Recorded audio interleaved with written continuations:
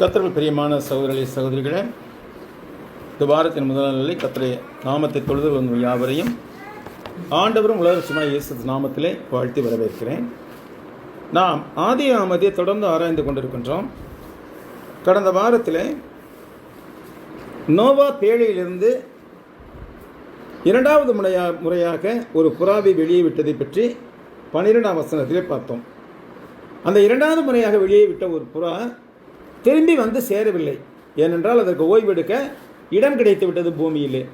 அப்போ நிலம் உலர்ந்து போயிருந்தது என்று அர்த்தமாகிறது. இப்போ 13ஆம் வசனத்தில் அவனுக்கு 600 வயதான வருஷத்திலே 1ஆம் மாதம் 1ஆம் தேதியிலே பூமியின் மேல் இருந்த ஜலம் பற்றி போயிற்று.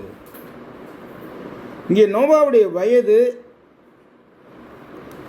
நாள் எல்லாமே தெளிவாக கொடுத்துருக்குது. வரலாற்றில் நாம் ஆராய்ந்து பார்க்கும்போது இது மிகவும் சரியாக இருக்கிறது. இன்றைக்கு பார்த்தால் பலர் உலகத்திலே என்ன செய்கிறார்கள், எப்படியாவது இந்த வேதாகமத்தை பொய்யாக்க வேண்டும் என்று நினைத்து கொண்டு நாங்கள் அறிவியல் ஆராய்ச்சி செய்கிறோம் என்ற பெயரிலே கோடிக்கணக்கான ஆண்டுகளுக்கு முன்னாக பூமி இருந்தது, 500 கோடி ஆண்டுகளுக்கு முன்னதாக பூமி இருந்தது, 600 கோடி ஆண்டுகளுக்கு முன்னதாக பூமி இருந்தது என்றெல்லாம் கதை விட்டு கொண்டிருக்கிறார்கள். நிச்சயமாக அந்த நாட்களிலே பூமி இருக்க கிடையாது. இவங்களுடைய கற்பனை இதெல்லாம். ஏனென்றால் வரலாற்று ரீதியாக பார்க்கும்போது நம்ம கிறிஸ்துவுக்கு முன்னால் ஒரு 4600 வருட காலம் இருந்திருக்கிறது பூமி. சுமாராக 4600 வருட காலம் இருந்திருக்கிறது. அப்போ கிறிஸ்துவுக்கு முன்னால் ஒரு 4600 வருடம், கிறிஸ்துவுக்கு பின்னால் இப்போ 2025 வருஷம். இவ்வளவுதான் பூமியுடைய காலமே.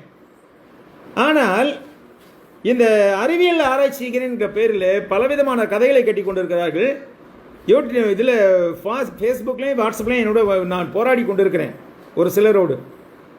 நீ ப்ரூஃபை காமி, பூமி ஒருவேளை 4600 வருடத்துக்கு முன்னாடி இருந்ததுன்னா ப்ரூஃப் காமி. நான் ப்ரூஃப் காமிக்கிறேன் 4600 தான் பூமி இருந்ததுக்கு நான் ப்ரூஃப் காமிக்கிறேன். அப்படின்னா ஒன்றும் பேச மாட்டேங்கிறேன். இங்கே நோவாவுக்கு 500 வயதான போது அவன் மகன்களை பெற்றான் என்று சொல்லப்படுகிறது இல்லையா?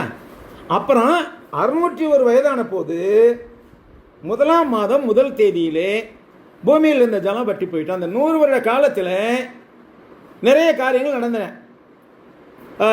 நோவாவுடைய பிள்ளைகள் சேம் காம் யாப்பேத் வளர்ந்தார்கள். அதன் பிறகு நோவாவுக்கு தேவனுடைய கட்டளை கிடைத்தது, பேழையை கட்டும்படி. அவர் அதிலே ஒரு 60-70 ஆண்டுகள் செலவிட்டார். அந்த பிள்ளைகள்லாம் குழாய்ச்சி வளர்ந்து வாலிபம் ஆயிட்டாங்க, 30-35 வயசு ஆயிடுச்சு. அந்த நேரத்தில் அந்த பேழையை கட்ட தொடங்கினார். அப்புறம் பேழையை கட்டின பிற்பாடு அவர் 600வது வயதில் எங்கே நுழைந்தார்? பேழைக்குள்ளாக நுழைந்தார். அதன் பிறகு 601ஆம் வருஷத்தில் 1 மாதம் 1ஆம் தேதியிலே பூமியில் இருந்த ஜலம் வற்றி போயிற்று என்று சொல்லப்படுகிறது. நோவா பேழையின் மேல் தட்டை எடுத்து பார்த்தான். மேல் தட்டுனா கூரையை பிரித்து பார்க்குறாரு. நோவா கூரை, ஏன்னா ஜன்னல் வேலை பார்க்குறப்ப அவ்வளோ தெரியாது அப்படின்ட்டு கூரையை பிரித்து பார்க்குறாரு, மேலே எட்டி பார்க்குறாரு. அப்போ பூமியின் மேல் ஜலம் இல்லாது இருந்தது, தரை தெரிந்தது, எல்லாம் தண்ணீர் பூரா வற்றி போயிடுச்சு. அடுத்து 2ஆம் மாதம் 27ஆம் தேதியிலே உடனே வரல நோவா. ஏன்னா நோவா தேவனுக்கு எப்பொழுதுமே கீழ்ப்படுகிறவர், எப்பொழுதுமே தேவனுக்கு கீழ்ப்படுகிறவராக இருந்தார். அப்போ பேழை பிரித்து பார்த்தார், மேற்கூரை பிரித்து பார்த்தார், ஆனால் வெளியில் வரல. ஏன்னா தேவன்கிட்ட என்ன உத்தரவு கிடைக்கல வெளியில் வாங்கிட்டு. அப்போ மேலே பார்த்துட்டு வெயிட் பண்ணிட்டு இருக்கிறாரு. அடுத்த 1 மாதம் போகுது, 27 தேதி போகுது. 2ஆம் மாதம் 27ஆம் தேதியில் பூமி காய்ந்திருந்தது. அப்பொழுது தேவன் நோவாவை நோக்கி, எப்போ 2ஆம் மாதம் 27ஆம் தேதி, நோவாவுக்கு 601 வயதான 2ஆம் மாதம் 2ஆம் தேதி 27ஆம் தேதியில் தேவன் சொல்கிறார் நோவா கிட்ட, நீயும் உன்னோட கூட உன் மனைவியும் உன் குமாரரும் உன் குமாரரின் மனைவிகளும் பேழை விட்டு புறப்படுங்கள். முதல்ல இவங்க பேழையை விட்டு புறப்பட சொல்கிறார், நீங்கள் வெளியில் வந்துடுங்க. அதுக்கப்புறம் உன்னிடத்தில் இருக்க சகலவித மாംச ஜந்துக்களாகிய பறவைகளையும் மிருகங்களையும் பூமியின் மேல் ஊறுகிற சகல பிராணிகளையும் உன்னோட வெளியே வரவிடு, அவைகள் பூமியில் திரளாய் வர்த்தித்து பூமியின் மேல் பெருக கடவுது என்றார். அப்போ இங்கே நோவா வெளியில் வரணும். முதல்ல நோவா அவருடைய குடும்பத்தோடு வெளியில் வந்துடணும். அப்புறம் இந்த மிருகங்கள், பறவைகள், ஊரும் பிராணிகள்லாம் இருக்குல்ல உள்ளுக்க, அது பூரா வரிசையாக வரணுங்கிறார். அப்படி வரும்போது எப்படி வந்ததுன்னு இப்போ நமக்கு 19ஆம் வசனத்திலே சொல்லப்படுகிறது. அப்போ இதில் என்னென்ன பார்க்கும்போது ஒரு புதிய ஆரம்பம் கிடைக்கிறது. அதுவரையிலே நோவா பேழைக்குள்ளே அடைபட்டு கிடந்தார். நோவாவும் அவருடைய குடும்பமும் எல்லா பிராணிகளும் பறவைகளும் பேழைக்குள்ளே அடைபட்டு கிடந்தன. ஏன்னாக்க வெளியில் மழை பயங்கரமாக பெஞ்சிக்கிட்டு இருக்குது. அப்போ அந்த பூரா வச்சினதுக்கப்புறம் திருப்பி வெளியில் வாங்க அப்படிங்கிறார். இது தொடக்கத்தில் தேவன் பண்ணி படைத்த போது நீங்கள் பழுகி பெருகி பூமியை நிரப்புங்கள் கட்டளையிட்டார் இல்லையா, அதே கட்டளையை திரும்ப நிறைவேற்றுவதற்காகத்தான் இவைகளெல்லாம் வெளியே வந்தன. அவைகள் பூமியின் மேல் பழுகி பெருக கடவுது என்றார். தொடக்கத்திலே சொல்லியிருக்காரு 1ஆம் அதிகாரத்தில் பாருங்க. 1ஆம் அதிகாரத்தில்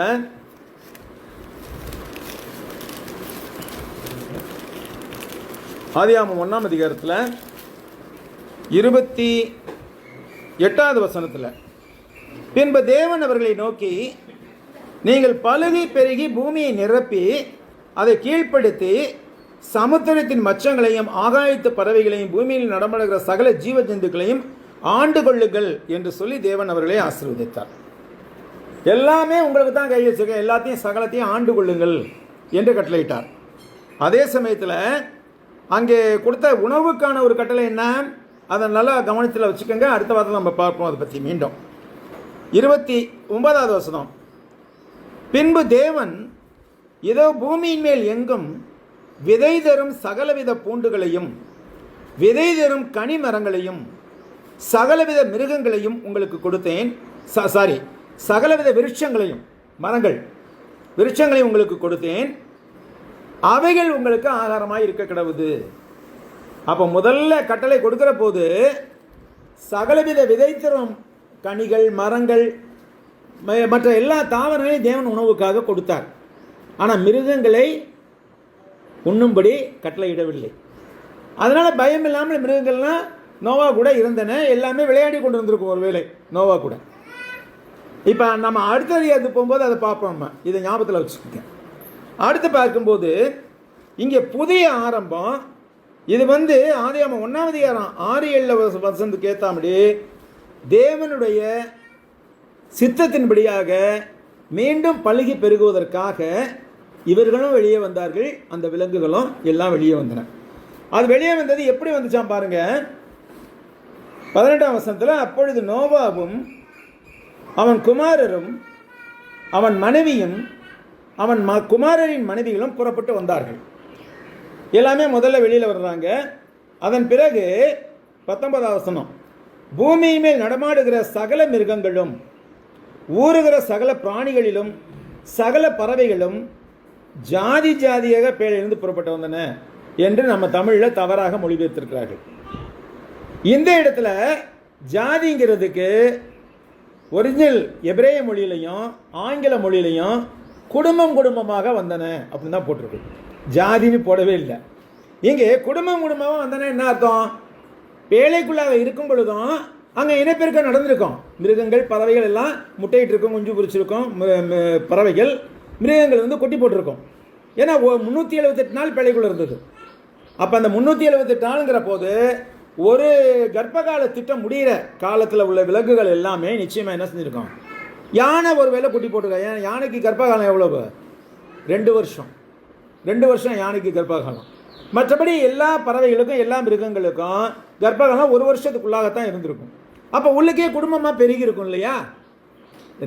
ஜோடியாக ஏதாவது 7 ஜோடி சுத்தமான மிருகங்கள் போச்சு, சுத்தமான பறவைகள் 7 ஜோடி போச்சு, அசுத்தமான விலங்குகள் பறவைகள்லாம் ஒவ்வொரு ஜோடி போச்சு.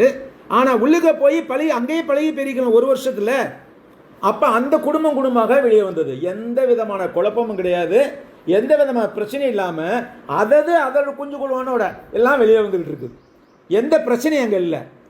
ஏன்னா மிருகங்கள் பறவைகள் மீன்கள் இவைகள் எல்லாம் எப்பொழுதுமே, இப்பொழுது மட்டுமல்ல ஆதி காலத்திலிருந்து இன்று வரைக்குமே தேவனுடைய கட்டளைக்கு கீழ்ப்படி தான் வாழ்கின்றன. மனுஷன் ஒருத்தன் தான் மாறி போகிறான். மனுஷன் மாத்திரம்தான் தேவனுடைய கட்டளைக்கு புறம்பாக போகக்கூடிய ஒரு சிந்தனை உள்ளவனாக இருக்கிறான். காரணம் என்ன? மனிதனை சுய புத்தியுள்ள சுய அறிவுள்ள ஆத்மா உள்ள ஒரு ஜீவியாக படைத்திருக்கிறார் தேவன். மிருகங்களுக்கு பறவைகளுக்கு விலங்குகளுக்கு இதெல்லாம் என்ன கிடையாது? ஆத்மா கிடையாது. உயிர் இருக்குது, உணர்வுகள் இருக்குது, உடல் இருக்குது. ஆனால் நமக்குள்ளாகத்தான் மனசாட்சி என்று ஒன்று இருக்கிறது. மிருகங்களுக்கோ மற்ற பறவைகளுக்கோ என்ன கிடையாது, மனசாட்சிங்கிற விஷயம் கிடையாது. ஆனால் உணர்வு இருக்குது. அது தன்னுடைய குட்டியை காப்பாற்றணும், தன்னுடைய குஞ்சுகளை வளர்க்கணும் அப்படிங்கிற அந்த எண்ணம்லாம் இருக்குது. சொல்லப்போனால் மனிதர்களை விட மேலான எண்ணங்கள் கொண்டவைகளாக இருக்கின்றன அந்த விஷயங்களில். ஆனால் அவைகளுக்கு என்ன தெரியாது, இது நல்லது இது கிட்ட பகுத்தறியக்கூடிய அந்த ஒரு தன்மை கிடையாது.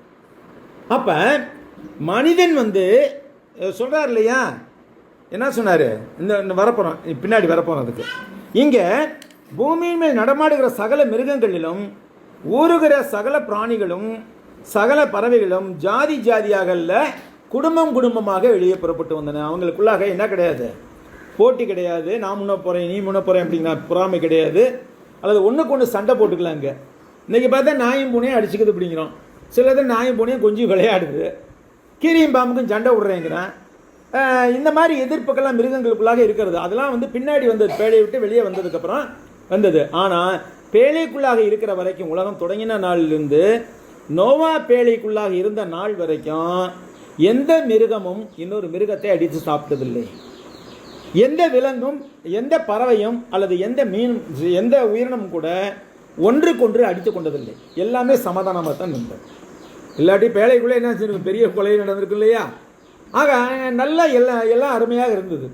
பேழை விட்டு இப்போ வெளியே வருகின்றன. அப்போ பூமி மேல் நடமாடுகிற சகல மிருகங்களிலும் ஊறுகிற சகல பிராணிகளிலும் சகல பறவைகளும் குடும்பமாக பேழிலிருந்து புறப்பட்டு வந்தன. அப்பொழுது நோவா கர்த்தருக்கு ஒரு பலிபீடம் கட்டி சுத்தமான சகல மிருகங்களிலும் சுத்தமான பறவைகளிலும் சிலவற்றை தெரிந்து கொண்டு அவைகளை பலிபீடத்தின் மேல் தகன பலிகளாக இட்டான். இப்போ பார்த்தீங்கன்னாக்கா இதுக்கு முன்னாடி அப்பொழுதே கர்த்தருடைய நாமத்தை தொழுது தொடங்கினார்கள் ஒரு வசனம் வருது. இப்போ 4ஆம் அதிகாரத்தில் கடைசியில் பாருங்கள், 4ஆம் அதிகாரம் 26ஆம் வசனம் 5ஆம் பக்கத்தில், சேத்துக்கும் ஒரு குமாரன் பிறந்தான், அவனுக்கு ஏனோஸ் என்று பெயரிட்டான். அப்பொழுது மனுஷர் கர்த்தருடைய நாமத்தை தொழுது கொள்ள ஆரம்பித்தார்கள். போட்டிருக்கா? அப்பொழுது எப்பொழுது?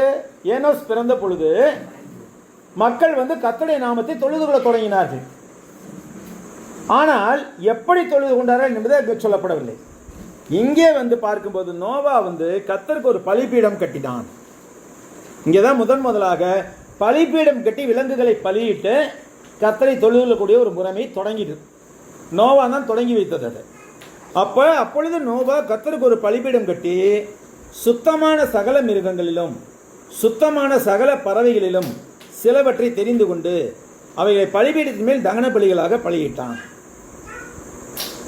அப்போ அதை சொல்லியிருப்பார் ஆண்டவர், நீ எனக்கு பலியிடுன்னு சொல்லியிருப்பார். அது சொல்லியிருக்காரா இல்லையாங்கிறது நமக்கு சொல்லப்படல பைபிளில். ஆனால் கர்த்தர் சொல்லாமல் செஞ்சிருக்க மாட்டார். ஏன்னா நோவா கீழ்ப்படிதல் உள்ள மனிதன். கர்த்தருடைய கட்டளைக்கு புறம்பாக ஏதொன்றையும் அவர் செய்யும் வழக்கம் அவர் கிடையாது. அப்போ அங்கே பார்க்கும்போது மிருகங்கள் பறவைகள் எல்லாவற்றிலையும் சிலவற்றை தெரிந்து கொண்டு, அதாவது சுத்தமான பறவைகள் சுத்தமான விலங்குகள் அவற்றிலே சிலவற்றை தெரிந்து கொண்டு ஒரு பலிபீடத்தை கட்டி அந்த மேலே பலியாக செலுத்தினார். அந்த பலிபீடத்தின் புகை போகும்போது அந்த சுகந்த வாசனையை கர்த்தர் முகர்ந்தார். முகர்ந்துட்டு என்ன சொல்றாரு? அப்பொழுது கர்த்தர், இனி நான் மனுஷன் நிமித்தம் பூமியை சபிப்பதில்லை. மனுஷன் என்ன வேணாலும் செய்யட்டும், மனுஷனுக்காக நான் பூமியை சபிக்க மாட்டேன். இன்றைக்கு இதை காத்து கொண்டு தான் இருக்கிறார். மனுஷன்தான் பூமியை சாபத்துக்குரியதாக மாற்றி கொண்டிருக்கிறான். பிரியமானவர்களே, தேவன் அதை மாற்றவில்லை. பாருங்க, ஒவ்வொரு வேளையிலையும் ஒவ்வொரு 100 ஆண்டுகளையும் ஒரு முறை கர்த்தர் இந்த பூமியை சுத்திகரிக்கிறார் என்று சொல்லப்படுகிறது. இது 1700 கணக்கு போடப்பட்டிருக்கிறது. ஒவ்வொரு 100 ஆண்டுகளுக்கு ஒரு முறை பிளேக் என்னும் நோய் வந்தது ஒரு முறை, அப்புறம் இன்ஃப்ளூயன்ஸா என்ற நோய் வந்தது ஒரு முறை. இப்போ 21ஆம் ஆண்டில் என்ன வந்தது? கொரோனா வந்துச்சா? அப்போ கொரோனா வீடுகளிலே மனிதர்களை அடைத்து வைத்திருந்தது. தேவன் தான் சிறை வைத்தார். வீடுகளில் மனிதர்களை சிறை வைத்து விட்டு பூமியை சுத்தப்படுத்துகிறார். ஏன்னா பூமி பாழ்பட்டு போயிற்று, மனிதனுடைய அக்கிரமத்திற்கு காரணமாக பூமி பாழ்பட்டு போயிற்று என்று சொல்லி என்ன செய்கிறார்? தேவன் அந்த கொரோனா என்னும் கிருமியை அனுப்பி அதுக்கு பயப்படும்படியாக செய்து எல்லாரையும் வீட்டுக்குள்ளே அடைந்து போட்டார். நம்மளாம் வீட்டுக்குள்ளே தான் கிடந்தோம், அதிகமாக போகல இல்லை. அப்போ அந்த வேளையில் தேவன் பூமியை சுத்திகரித்தார்.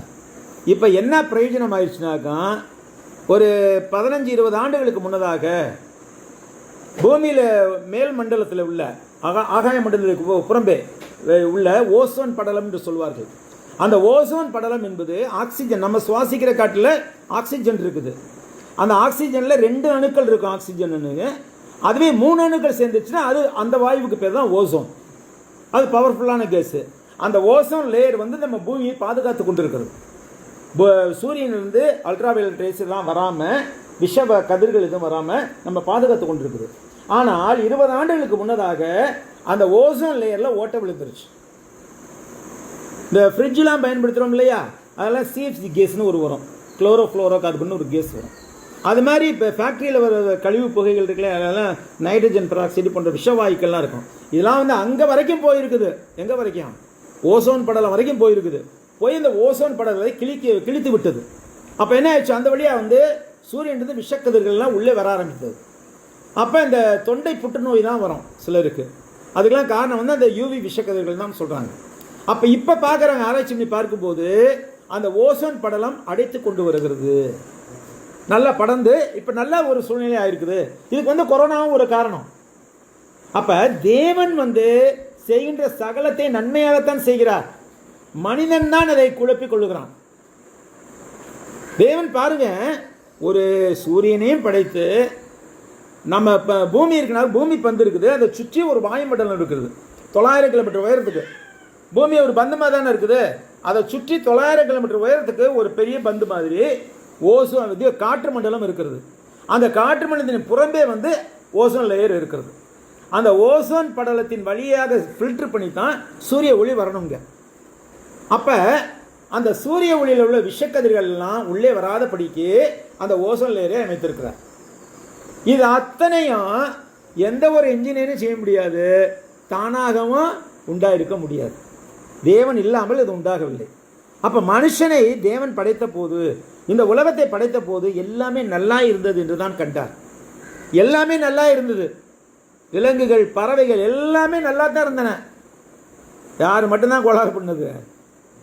மனுஷன் மட்டும்தான் கோளாறு பண்ணான், வேறு யாருமே பண்ணல. இன்னைக்கு வரைக்கும் அப்படி தான் இருக்குது. பாருங்க, மீன் பிடிக்கிறாங்க, மீன்பிடி காலம்னு ஒன்று வச்சுருக்காங்க, அப்புறம் மீன்பிடி தடை காலமும். 60 நாள் மீன் பிடிக்கக்கூடாது. என்னன்னாக்கா, ஏன் மீன் பிடிக்கக்கூடாது?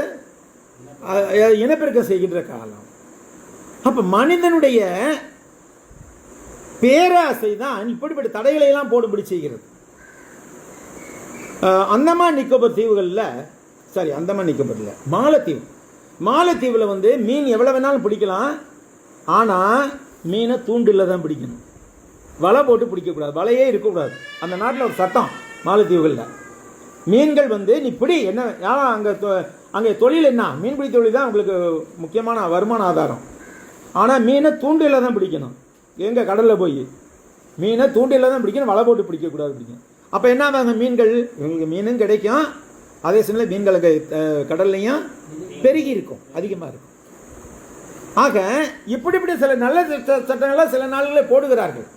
ஆனால் பெரும்பாலான நாடுகளிலே பரிதாப நிலை தான் நிலவுகிறது. ஆப்பிரிக்காவை போல ஒரு செல்வ வளம் மிகுந்த நாட்டை பார்ப்பது மிக மிக அரிது. இந்தியாவில் தோத்து போயிடும் ஆப்பிரிக்கா முன்னாடி. ஆப்பிரிக்காவில் அவ்வளோ இயற்கை வளம் இருக்குது. பூமிக்கு மேலே மட்டும் இல்லை, பூமிக்கு கீழேயும் தங்கம், வைரம், வைடூரியம், பிளாட்டினம் எல்லா உலகங்களும் எக்கச்சக்கமாக இருக்குது. ஆனால் அந்த ஆப்பிரிக்க நாட்டுக்காரன் எப்படி அலையிறேன்? எல்லாம் தரித்திரம் முடிச்ச மாதிரி தான் அலையுது. காரணம் என்ன? அங்கே மற்ற நாடுகளுடைய பேராசை அங்கே வந்து அந்த நாட்டை 54 கூடுதலாக பிரித்து வச்சுருக்கேன். ஆப்பிரிக்காவில் 54 நாடுகள் இருக்கின்றன, ஒரே கண்டம். இப்போ நம்ம வந்து தமிழ்நாடு, ஆந்திரா, தெலுங்கானா அப்படின்னு சொல்கிறோம் இல்லையா, அது மாதிரி தனித்தனி ஸ்டேட்ஸ். இது ஆப்பிரிக்கா வந்து தனித்தனி நாடு. அது ஒரு நாட்டுக்கு இன்னொரு நாடு இடையில் எந்த வித டச்சும் இருக்காது. நைஜீரியா, கானா, சவுத் ஆப்பிரிக்கா, சூடான் அப்படின்னு சொல்லிட்டு வரிசை 54 நாடுகள் இருக்குது. இதை வந்து ஒவ்வொரு காலனி ஆதிக்கத்தின் போது இந்த பிரிட்டிஷ்காரன் கொஞ்சம் போய் ஆண்டுக்குவான், அமெரிக்காக்காரன் போய் கொஞ்சம் ஆண்டுருக்குறான், ஃப்ரெஞ்சுக்காரன் கொஞ்சம் பிடிச்சிருக்கான். இந்த மாதிரி மற்ற நாட்டுக்காரன் வந்து அங்கே பிடிச்சி அவங்களை கூறு போட்டு வச்சுருக்காங்க. அதனால தான் நாட்டு மக்கள் அப்பாவிகளாக ஏழை மக்களாக இருக்கிறார்கள். ஆனால் அது மட்டும் ஒன்று சேர்ந்துச்சுன்னா இந்த உலகத்தில் எந்த நாடும் அதுக்கு முன்னாடி நிற்க முடியாது. அவ்வளோ இயற்கை வளங்கள் உள்ள நாடு. அப்போ தேவன் படைக்கும் போது எல்லாவற்றையுமே நல்லதாக தான் படைத்திருக்கிறார். ஆனால் என்ன சொல்றாரு? இனி நான் மனுஷ நிமித்தம் பூமியை சபிப்பதில்லை. ஏன் சபிப்பதில்லை? மனுஷனுடைய இறுதி நினைவுகள் அவன் சிறுவயது தொடங்கி பொல்லாததா இருக்கிறது. சிறுவயதிலேயே மனுஷன் பொல்லாதவனா மாறுறான். சிறுவயதுனா எது? அடல்ட்ஹுட்னு சொல்கிறோம் இல்லையா, 13 வயசில் தொடங்குறோம் இல்லையா. அப்போ வந்து மனிதன் வந்து பலவிதமான யாரை பார்த்து கற்று, நம்மை போல பெரியவர்களை பார்த்து தான் கற்றுக்கொள்கிறான். ஒன்று பெரியவர்கள் நல்வழிப்படுத்தினால் நல்ல வளருவான். நல்வழிப்படுத்துகிற பெரியவர்கள் இல்லாத போது அவன் நாசமாக போகும். இது ரெண்டில் ஒன்று தான் நடக்கும். அப்போ மனுஷனுடைய இருதயத்தின் நினைவுகள் அவன் சிறு வயது தொடங்கி பொல்லாததான் இருக்கிறது. நான் இப்பொழுது செய்தது போல இனி சகல ஜீவனை சங்கரிப்பதில்லை. இப்போ கொஞ்ச நேரத்துக்கு முன்னாடி கூட பேசியிருந்தோம். உத்தரகாண்டில் அங்கே இமயமலையிலாம் வந்து பெரும் வெள்ளப்பெருக்கு ஏற்படுகிறது. அங்கங்கே இப்படி வெள்ளப்பெருக்கு ஏற்படுறது சகஜம். ஆப்பிரிக்காவில் இந்த மாதிரி வெள்ளப்பெருக்கு ஏற்படும், அமெரிக்காவில் கூட ஏற்படும். பனிப்பொழிவு இருக்கும். அங்கெல்லாம் ஐஸ் கட்டின்லாம் பெரிய பெரிய கருங்கல் மாதிரி செங்கல் மாதிரி விழுகும்.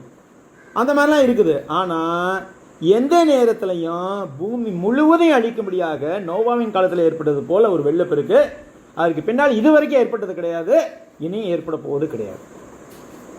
பூமி முழுவதையும் அழிக்கிற வெள்ளப்பெருக்கு. ஆங்காங்கே வந்து சில வெள்ளப்பெருக்குகள் ஏற்படுறது. அதுலேயும் நம்ம கவனித்து பார்த்தோம்னாக்கா மனிதனுடைய தவறு அங்கே இருக்கும். இல்லாட்டி அந்த மாதிரி வெள்ளப்பெருக்கு ஏற்படாது. ஏன்னா தேவன் வந்து மனிதரை அழிக்க வேண்டும் என்ற நோக்கத்தோடு படைக்கவில்லை. நம்ம இயற்கை புரிந்து கொண்டு இயற்கையோடு இயற்கையாக ஒன்றித்து வாழும்போது நமக்கு அப்படிப்பட்ட அபாண்டமான சாவுகள் எல்லாம் வராது. ஆனால் மனிதனை புரிந்து கொள்வதில்லை. பாருங்க, தென் அமெரிக்க தேசத்தில் அமேசான் காடுகள்னு சொல்லியிருக்கு. இந்த அமேசான் காடுகளை, அந்த காடுகளில் உள்ள வளங்களை சுரண்ட வேண்டும் என்பதற்காக 2 வருஷத்துக்கு முன்னாடி நினைக்கிறேன் ஒரு கோஷ்டி என்ன செஞ்சுருக்கான், நெருப்பு வச்சுருக்கான். அவனே நெருப்பு, இங்கே சிறுமலையில் நெருப்பு வைக்கிறது இல்லையா, அதே மாதிரி அங்கே நெருப்பு வச்சுருக்கான். அமேசான் காடுகள்ங்கிறது அங்கே வந்து ஏறக்குறை 815 விதமான மலைவாழ் ஜனங்கள் இருக்கிறார்கள், ஆதிக்குடிகள். 813 ட்ரைப்ஸ் இருக்கிறாங்க அந்த காடுகளில். அங்கங்கே வசிக்கிறார்கள். காடுகள் தான் அவங்களுக்கு வீடு, வேறு எதுவும் கிடையாது. அவங்க அங்கே காடுகளில் கிடைக்கிறதே சாப்பிட்டுட்டு அங்கேயே வந்து அவங்க ஒரு கலாச்சாரம், தனி கலாச்சாரம். அப்போ அந்த 813 பழங்குடி மக்களையும் வெளியேற்றணும் அப்படிங்கிறதுக்காகவும் பிளான் பண்ணுறான். அப்போ இதெல்லாம் வந்து மனுஷன் செய்கிறது. ஆனால் தேவன் வந்து அங்கங்கே இயற்கை வளங்களை வைத்து எல்லா பக்கம் மனிதர்கள் சென்று பரவி குடியிருக்க வேண்டும், எல்லாத்தையும் சந்தோஷமாக அனுபவிக்கணுங்கிறது தான் தேவனுடைய எண்ணம். ஆனால் மனிதனுடைய எண்ணம் வந்து அதை மாற்று. காரணம் என்ன? அடிப்படை சுயநலம், வேறு ஒன்றுமே கிடையாது. மற்றவனும் நல்லா இருக்கணும், நானும் நல்லா இருக்கணும்னு நினைக்கிறது கிடையாது. நான் நல்லா இருக்கணும், எவன் எக்கேடு கட்ட போனால் என்ன, அவன் செத்து ஒளிஞ்சா என்ன, எனக்கு அதை பற்றி கவலை இல்லை. அதனால தான் இந்த மாதிரி அழிவுகள்லாம் பெருகி கொண்டு வருகிறது. ஆனால் தேவன் அன்னைக்கே சொல்லிட்டாரு, நான் இனிமேல் பட்டு எல்லாத்தையும் அழிச்சேன் இல்லையா, இது மாதிரி அழிவை இன்னுமே கட்டளையிட மாட்டேன். ஏன்னா மனித நினைவுகள் சிறு வயதுடன் என்னவா தான் இருக்குது, பொல்லாதான் இருக்குது. ஆனாலும் நான் இனி வந்து இது போல அழிப்பதில்லை அப்படிங்கிற, சகல ஜீவனையும் சங்கரிப்பதில்லை. பூமி உள்ள நாளளவும் விதைப்பும் அறுப்பும் சீதளமும் உஷ்ணமும், சீதளம்னா குளிர்காலம், சீதளமும் உஷ்ணமும் கோடைக்காலமும் மாரிக்காலமும் பகலும் இரவும் ஒளிவதில்லை என்று தம்முடைய இடத்தை சொன்னார். மிக தெளிவாக சொல்லியிருக்காருங்க. விதைப்பும் அறுப்பும் என்னாலும் ஒழியாது. சில பேர் சொல்லுகிறாள், இப்படியே ரியல் எஸ்டேட்டே போய் இருந்தாக்க எல்லாத்தையும் இந்த காடுகளை பூரா வீடாகிக்கிட்டு இருக்காங்க, போனால் விவசாயம் என்ன ஆகிறது? அதுக்கும் ஏற்பாடு வச்சிருப்பார் தேவன். ஏன்னா இன்னைக்கு பயன்படுத்தக்கூடிய நிலமாக இருப்பது ரொம்ப கம்மி தான். ரஷ்யாவில் நேற்று தான் பார்த்தேன், ரஷ்யாவில் 20% நிலத்தில் 80% மக்கள் குடியிருக்கிறாங்க. மொத்த ரஷ்யா வந்து பெரிய நாடு, அதில் 20% இந்த அதாவது மேற்கால இருக்கிற பகுதி, அந்த பகுதியில் மட்டும்தான் மக்கள் குடியிருக்கிறாங்க. கிழக்கால இருக்கிற பகுதி பூரா சைபீரியா பாலைவனம், ஐஸ் பாலைவனம், குளிர் பிரதேசம். அங்கே வந்து 20% மக்கள் தான் அங்கே குடியிருக்கிறாங்க. அது பெருசாக இருக்குது. இங்கிட்ட சிறுசாக இருக்குது. அப்போ 20% ஜனங்கள் வந்து 100க்கு 20 பேர் வந்து 100க்கு 80 பங்கு நிலத்தில் குடியிருக்கிறான். ஆனால் 100க்கு 80 பேர் வந்து 20 பங்கு நிலத்தில் குடியிருக்கான். அப்போ அந்த நிலம்லாம் என்ன செய்யலாம்? ரெக்ளமேஷன் பண்ணலாம் இல்லையா? அந்த நிலத்தை பண்படுத்தலாம் இல்லையா? அப்போ இன்னும் பூமியில் வந்து பலுகி பெருகவில்லை மக்கள். எந்த நாடாக இருக்கட்டும், எந்த தேசமாக இருக்கட்டும், நிச்சயமாக தேவன் சொன்ன காரியம் இன்னும் நிறைவேறவில்லை. இப்போ எத்தனை 900 கோடி ஜனங்கள் என்று சொல்கிறார்கள் உலகம் முழுவதும். அவ்வளோதான் இருக்குது. ஆனால் இன்னும் பலுகி பெருக முடியும். ஏனென்றால் அநேக இடங்கள் வந்து இன்ஹேபிட்டபிளாக ஆட்கள் குடியிருக்காத நிலங்களாக இருக்கின்றன. அந்த நிலங்கள்லாம் போய் குடியிருக்கணும், அங்கெல்லாம் போய் சத்தியம் அறிவிக்கணும். இதனால தேவன் வந்து அவ்வப்போது எல்லா காரியங்களையும் செய்து கொண்டு தான் இருக்கிறார். பூமி உள்ள நாள் விளவும், விதைப்பும் அறுப்பும், சீதளமும் உஷ்ணமும், கோடை காலமும் மாரிக்காலமும், பகலும் இரவும் ஒழிவதில்லை. இதெல்லாம் தொடர்ந்து வந்துகிட்டு தான் இருக்கும். பிரியமானவர்களே, மனிதன் மேல் தேவன் எவ்வளவாய் அன்பு கூறுகிறார் என்பதற்கு இந்த வசனங்கள் ஒரு உதாரணம்.